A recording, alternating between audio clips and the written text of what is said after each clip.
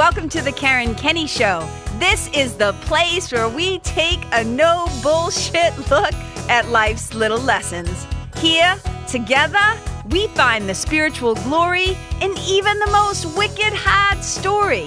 This is a journey from fear back to love and how we can find our greatest strength and happiness in some of the most unlikely places. I believe that if you're willing to change your mind, you can totally change your life. So, are you ready to rewrite your story and choose to live free? Let's do this.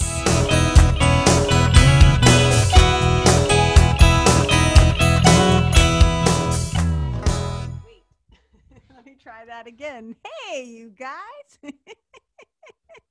My mic was wicked far away. Welcome to the Karen Kenney Show. Okay, episode 86. You guys, I'm not going to lie. If you're watching this, you can tell I'm a little tired today. I'm going to talk about that in a second. But here's what today's topic is. Episode 86. We were made for these times. We were made for these times. And right now, I'm just hoping that I didn't already record a podcast about this. I don't think I have. But here's why it's important. Today's a Tuesday, and I am recording this exactly 2 weeks before here in America, we go to the voting polls to vote on president and Senate and like a bunch of other down votes, as they call them, a bunch of other wicked important things. And I know that, let me just say this, in the line of work that I do, most people don't come to talk to me to bullshit me, right? If they do, it's a waste of money. Most people come to talk to me and what we call spiritual and personal work. Most of them are showing up because they want to lead more authentic lives. They want to lead more vulnerable and truthful lives. They want to take a look at themselves more deeply. So when people come to talk to me, they usually give me the goods, right? They're usually upfront. Not always. Sometimes there's still some shame and blame and victimization and trauma and shit that, you know, we're hashing out. We're working our way through. But I'm telling you this is because I think most people lately have been very honest with me about how they're feeling. And I think most of the world, I'm not going to say every single individual person because there's always exceptions. And sometimes I can be one of those exceptions. Sometimes you can be one of those exceptions. But I think overall right now, a lot of people are finding themselves with the combination of everything, right? So here in the Northeast, we have the change of seasons. You can see it's getting a little dark behind me. It's 6 o'clock. And now it's already starting to get dark out. In a couple more months, it'll be getting dark at like 4:30. So I think we have a change of seasons. We have this whole horrendous COVID thing. We have a lot of separation and isolation happening. We have a lot of division in our country, particularly around this whole thing around politics. And so one of the things I wanted to talk about and how this came to be, this idea of we were made for these times, which is, by the way, I'll show you, it's the title of a really powerful essay by Dr. Clarissa Pinkola Estés. And I'm holding up a little piece of paper. For those of you who listen to the show and don't watch the show, she wrote this essay. And one of the quotes that you could see at the top of this thing is it says, "My friends, do not lose heart. We were made for these times." And I think this is something that's wicked important for us to remember when we find ourselves in situations where we feel overwhelmed, where we feel defeated, where we feel scared or anxious or worried.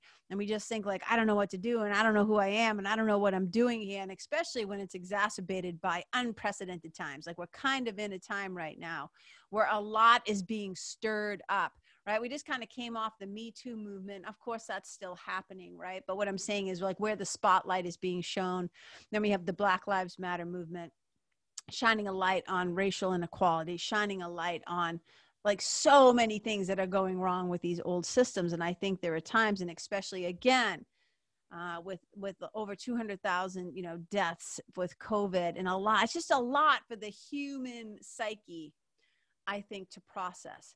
And I think it's wicked important, right? Like that we have support, that we have courage, that we have what I call hardiness, that we have resiliency, that we find strength and courage and comfort and inspiration. And so as a writer, as a storyteller, as a creative, who's also married to another creative, I'm always kind of stumbling across, right? God bless my spiritual team. They're always on the job and hooking me up. But I'm also not just stumbling across, but actually seeking and finding inspiration in powerful places. So, you know, right now, as we're starting to see it all go to hell in a handbasket, it's kind of like a shit show. It's like a shit show of epic proportions that's happening out there right now. And I'm reporting from the field, right? I am reporting from the field what I am hearing from the people that I am in contact with. And these are people from all walks of life. These are from people who are spiritual teachers and healers and school teachers and everyday people and entrepreneurs and creatives and artists and intuitives, like all across the board. I think people are feeling it. I'm not saying they're getting decimated or completely wiped out, but I feel like there is a sense of being a little tired.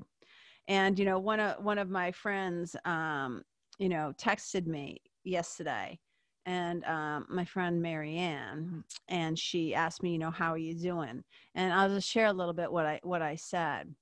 I said, I'm doing good. I'm doing good despite, and I shared a bunch of things that were going on. I said, sometimes I'm tired, like bone deep tired, but still steadfast. Last night, I woke up in the middle of the night, and my mantra was, I rest in God. I rest in God. I rest in God. And this is something I use a mantra all the time. I have a mantra that I use consistently and have for many, many, many, many, many years. I have a longer version of it and I have a shorter version of it. But when there's a particular thing that like arises, there are a couple of other mantras I keep in my pocket. And this one literally just kind of like popped into my head when I started to feel anxious, like when I started to feel like, oh, I need to figure this out or fix this thing. I said, no, you don't have to do shit. You just need to relax. You need to rest in God's strength, right? So I was like repeating this to myself, I rest in God.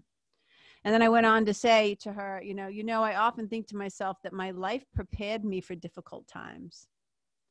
Clarissa Pinkola Estés has a beautiful piece called We Were Made for These Times, and I believe it to be true. Those of us who are here on the planet right now are here with a purpose. And this is kind of like the thing, you know, like I do believe that those of us who are here right now, we are here for a purpose, that we're not here randomly. Right. And A Course in Miracles is a great line that says, whoever is supposed to meet, I'm paraphrasing, right? But whoever is supposed to meet shall meet. It's like, it's no accident. So if I find myself here on the planet, there is a reason why that I'm here. And I really do believe that the challenges and the suffering and the traumas and the tragedies and all of it, the happiness and the good, like, I really feel like my set of experiences through my life, where I was born, when I was born, who I was born into a family with, where I grew up, all the characters and incredible human beings and animals that I have come across in this lifetime, the teachers and the mentors and the books and the betrayers and the ones who like broke my heart, like all of it. I feel like it was like this perfect stew, this perfect soup, this perfect thing, right? My life is this perfect thing that was like, you know, all the ingredients got put together because it was preparing me for this particular time. And I really believe that. And because I'm pretty cognizant of like, you know, I don't know the exact copyright thing about reading a piece, somebody else's full work, full essay. I don't think I'm allowed to do that.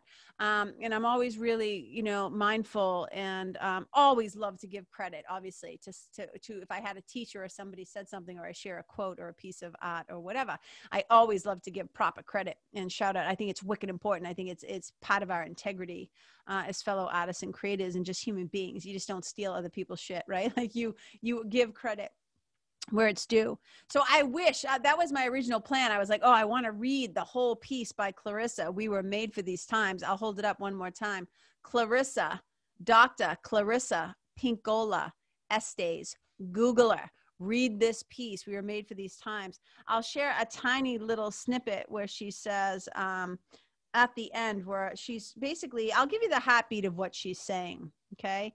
She's talking about how you know, people get overwhelmed by the state of affairs in our world. And right now it can be really easy to find ourselves being bewildered and astonished and often enraged by all the bullshit that we see happening, right? All the stuff that's out there. And it says, you know, she asks us not to spend, I love this line, don't spend your spirit dry by bewailing these difficult times. And it's really a call to not lose hope. That's really what this piece is about. She really believes that we were made for these times and that we've been, you know, in training. We've been in training for this very moment. And she wrote this years ago, but I think it applies for wherever we like find ourselves. And she goes on to talk about a boat and how there's a boat of righteous souls. And again, this is all, you know, Dr. Clarissa Pinkola Estés. But I will say this.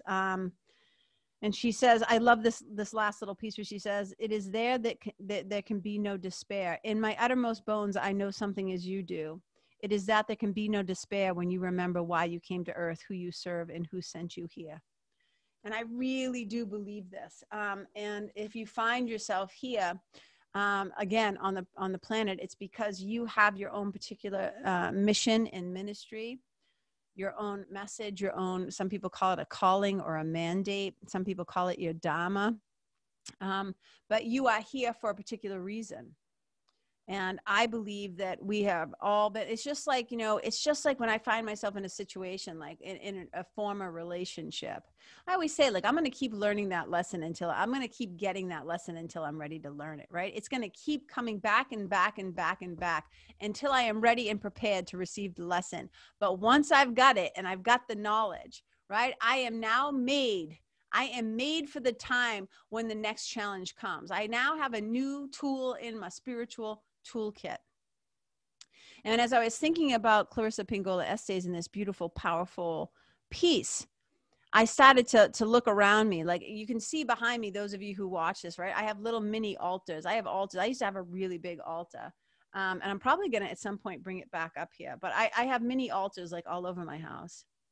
And these altars you can see back there, like Ganesh and Lakshmi and Mother Mary, and there's another little Ganesh and Buddha and little tiny Krishna and crystals, and like my great teachers, Mr. Rogers and Marianne Williamson, and my mom and Oprah and like whatever. And then over there you see Kuan Yin, who is the goddess of mercy and compassion, and then you see the open-hearted Buddha. Like, you know, there's like they're everywhere in my house. So you look up on this wall in front of me, you guys can't see it. There's like 5 amazing different pictures of a wicked friendly Jesus, like hanging out in fields with little lambs and sheep. Like it's amazing. So I have all these mystics and saints and holy figures and everyday humans who I consider to be on my spiritual team, the representation of my helpers, my angels, my guides, the external reflections of the inward teacher that lives within me, right? The Holy Spirit, whatever you want to call it, the voice for God, the memory of God's love, whatever it is.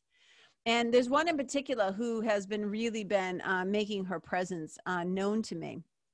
And if you guys haven't already, I really encourage you. I have a new free guide. Just so for those of you who might be new to me, right? I have this new guide. It's like a 7-page guide. And it's called Align with the Divine and Meet Your Spiritual Team. It's a free guide. And you guys, you can get this. If you're curious about your own spiritual team, you just go right to my website. It's Karen Kenney, KENNEY.com. / freebie, FIE, those I's are hard for me, FIEEBIE, freebie. And you can download your guide, and it really helps you. It's really cool. It talks about how to call in your spiritual team, how to meet your spiritual team, how to kind of use your spiritual team via prayer and asking for help and stuff like that. And I think right now we could all use a little help. P.S. Hashtag all could use a little help. We could all do a little praying. Course in Miracles says that prayer is the medium of miracles, and I really believe that. But one of the beings, one of the saints on my spiritual team, who's been really stepping to the forefront, is Saint Joan of Arc. And I love her so much that I just sent, you know, all my one-to-one clients these little prayer cards with a beautiful image on it of her. And I have lots of ones. I have, if you could, I'll scan my camera up here. You can see them. Oh, let's see if I can tilt my computer so you can see them. Yeah, you see a couple of them up above my head. So you got Jesus and Mother Mary and Joan of Arc and Mary Magdalene. And, you know, these people, look, they're around me because KK needs a lot of help, right? Like KK likes to know that she's not alone navigating the madness that is this world of illusion, that is this world of non-duality. I mean, I should say this world of duality.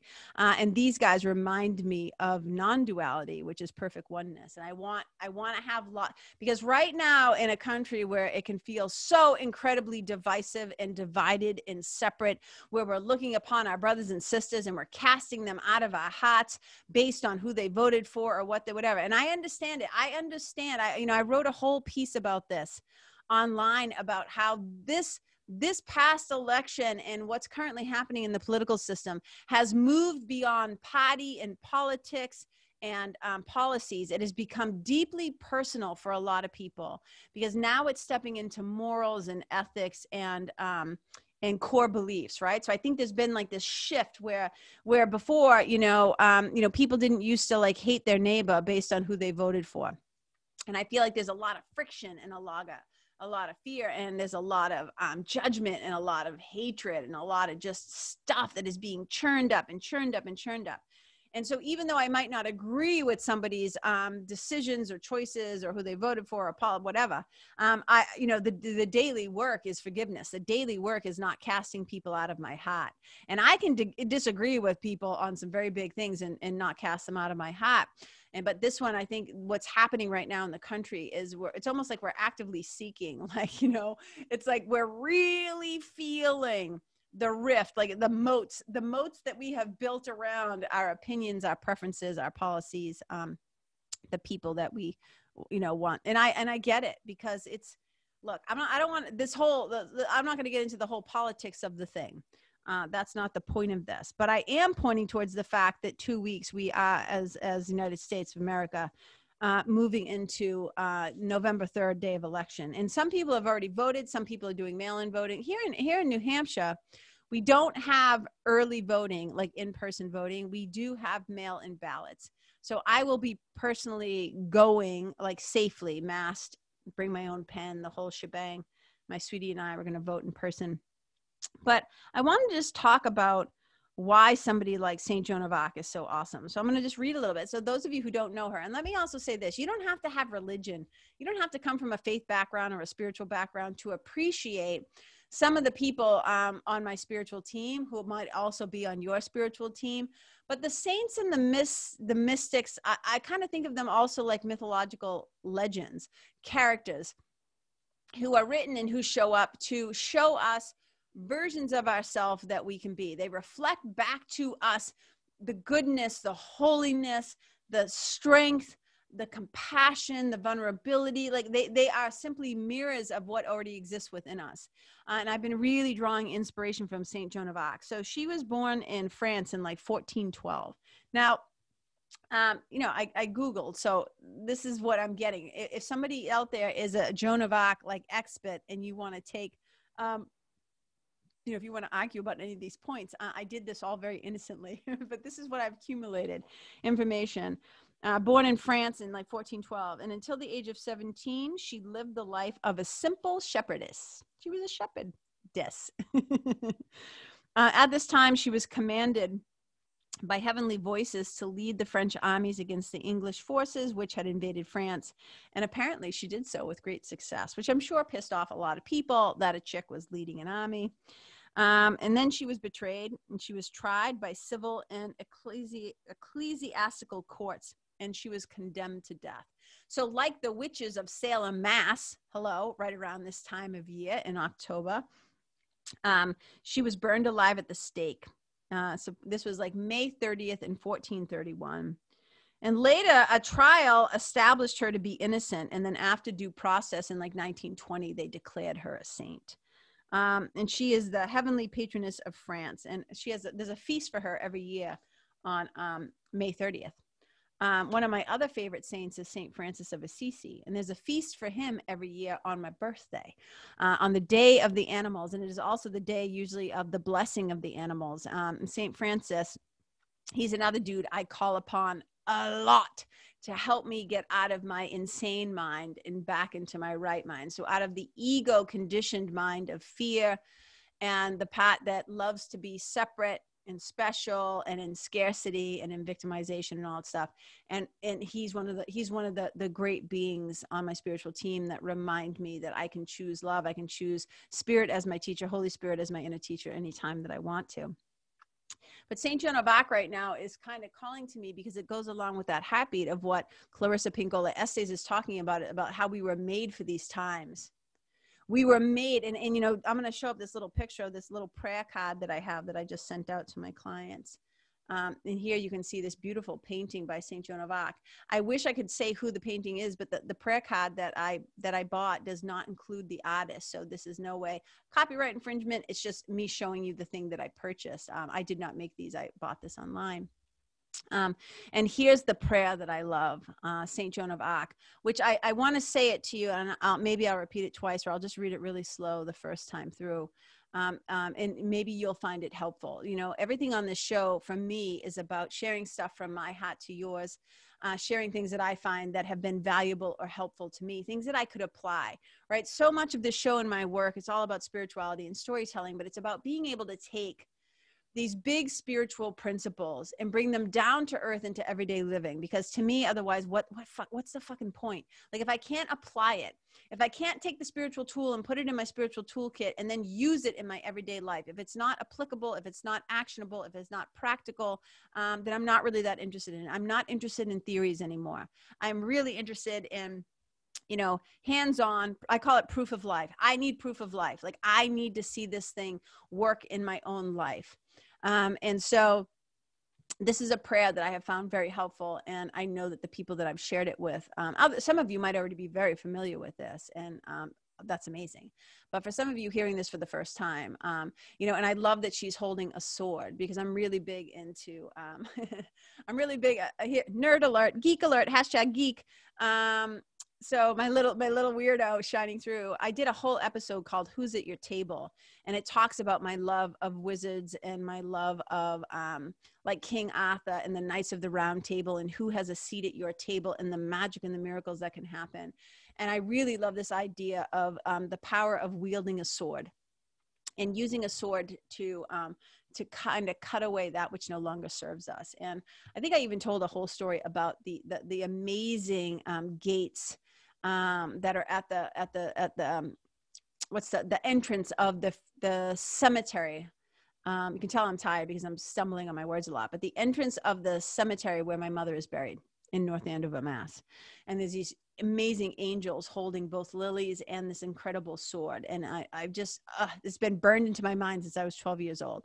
So I love St. Joan of Arc, but listen to this prayer, you guys, as we're moving into voting, as we're moving in, and please, you guys, oh my God, for the love of Jesus Christ, if you, baby Jesus in a walnut, little baby Jesus in a walnut shell, if you can hear the sound of my voice and you are an adult and you are able-bodied and capable of getting your vote in, or getting your ass out to vote on the day of safely, wear a mask, be smart, bring your own pen, the whole shebang, right?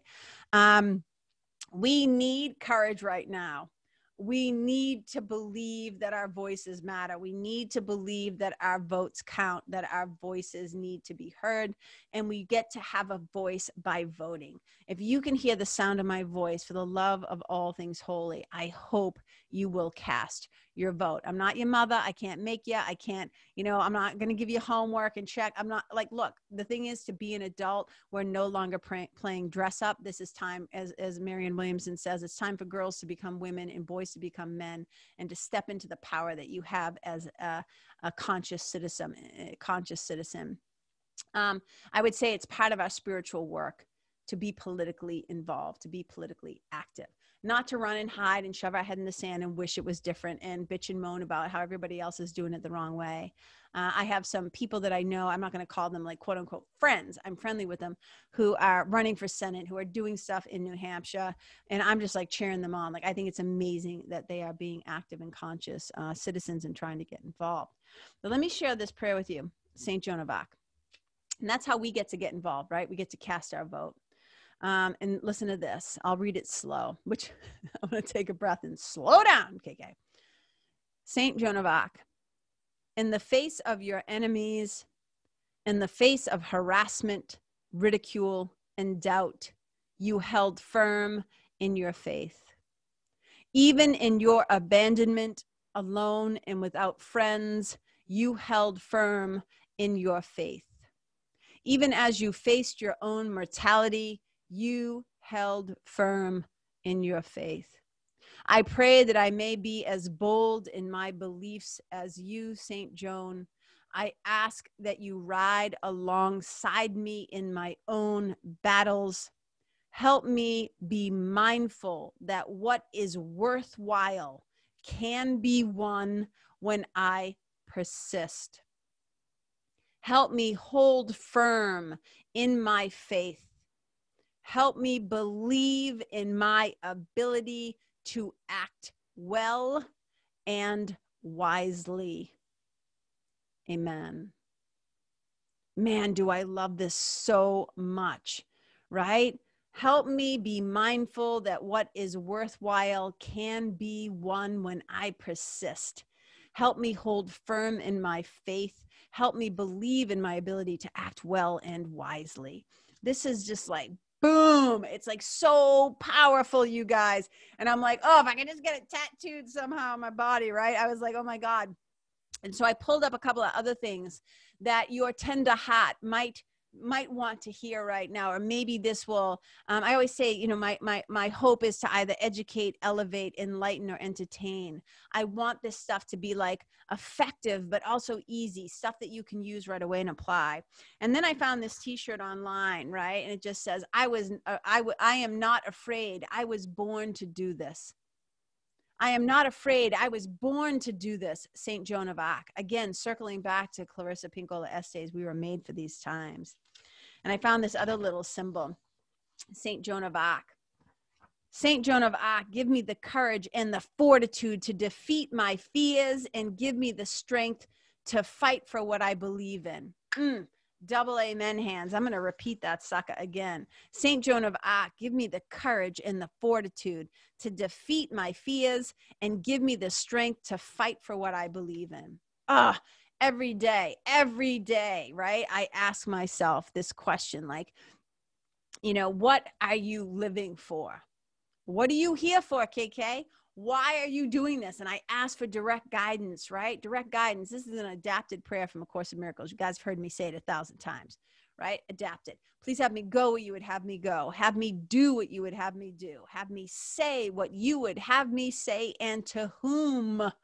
Please use me. Please use me, right? Give me the strength to fight for what I believe in, and then tell me how to go about it. I ask for help in going about my day that I might be used in service to the divine. And then this final one, which I love. Now, I always say to people, if you don't like the word God, insert your own happy word. I'm not attached to the word. It's a word I use very comfortably, and I love it. But I understand for some people that word was always a good word, meaning it was used against you by other humans, not by the divine itself, right? So some people get uncomfortable around the quote unquote G word. So I always say to people, insert your happy word here. But you also got to come to understand that words only have meaning based on, like, words are just, they're symbols of symbols. They're just meaning that we've given to words. So I always say to people, if you have a word in particular that bothers you, we can question, like, what's that about? Like, what meaning have we assigned to that thing? But I love this little prayer too. It is better to be alone with God. His friendship will not fail me, nor his counsel, nor his love. In his strength, I will dare and dare and dare until I die. In his strength. And that goes back to that prayer I was saying the other night in my sleep, right? I rest in God. I rest in God. I rest in God. So as I'm moving into right? This time as we're moving into, like, a lot of people are freaking out and they're like, KK, are you scared? Are you like whatever? And I said, no. And it's not that I'm not aware of the darkness, but my job as a spiritual mentor is not to dwell in the wound and dwell in the darkness. It's not that I can't go there. It's not that I can't be there and be compassionate and create safe, sacred space. But my job is to keep myself attuned to the light. And I believe in the power of miracles. I believe in the power of God. I believe that we can be better. And all a society is, all a culture is, it's made up of individuals. And so the work that I do with people is on individual levels and in small groups, because that's how greater change happens. We want the external world to change. We got to change the internal world in our mind, in our thoughts. Because I think it's what Ralph Waldo Emerson that says, I think it was Emerson, forgive me if I get this wrong, but I think he said the ancestor of every action is a thought. So I want us all to be thinking very clearly as we go to cast our votes, as we go to keep living in this extra weird time when people are really scared and tired and overwhelmed and desperate and freaked out. So I always say in A Course in Miracles, it's kind of like whoever is sane at the moment, whoever is saner at the moment. And for those of us who know this, those of us who know we were made for these times, I really do believe it. I know a ton of people in my life, and I just think, brother, sister, your whole life has been preparing you for this moment. And yeah, there are going to be times when we get exhausted, right? I think about my friends of color. My friends in the LGBTQIA community. I think about anybody who has ever been outcast as different or have been suppressed or oppressed. I think about, like, you know, just like, oh my God, the vegan animal rights activists on the front line. I think about the people, the single moms who get up every day. Like, I believe a lot of the world is feeling kind of that bone deep tired. And I also believe that if we are on this planet at this time, it's because we have something valuable to add to what is happening. And whether we're part of the solution or part of the problem is really up to us. So as we move forward into what's coming, and it's not just like, you know, somebody that I know, their birthday is on November 3rd, and they're like, oh boy, right? Like, what's going to happen? And I really feel like we probably won't know the outcome of where this country is heading in terms of its leader until probably a few days after that, because of mail-in voting and different stuff. But, you know, and I know some people, like, I watched a show called The Circus on Showtime, and they kind of track these, all these different, these political, really political smarty pants kind of track what's happening in the world in terms of politics. And they were talking to a bunch of these militia groups. And I was just like sitting there. They were following, they talked to one specific militia group, but they were following and kind of reporting on a couple of different ones. And I just thought, oh my God, like, you know, this whole thing could get way more, it's already out of hand, but things could get way more out of hand. So right now we need the sane people, people who are sane. I'm not saying, look, that's not making a commentary or judgment on anybody. I'm just saying, whoever has love in their heart, whoever is turned towards the light, whoever is an agent of change, whoever is wanting to step into the next expression, because the old systems are crumbling, the old ways aren't working, and we need to be brave, and we need to be courageous, and we need to be steadfast, and we need to be resolute, and we need to be grounded in our spiritual knowing of ourselves, which includes the knowledge that our interests are not separate, as A Course in Miracles says, that our job is to find a way, as Ram Dass says, you've heard me say it 1,000 times, the beautiful Ram Dass, we're all just walking each other home.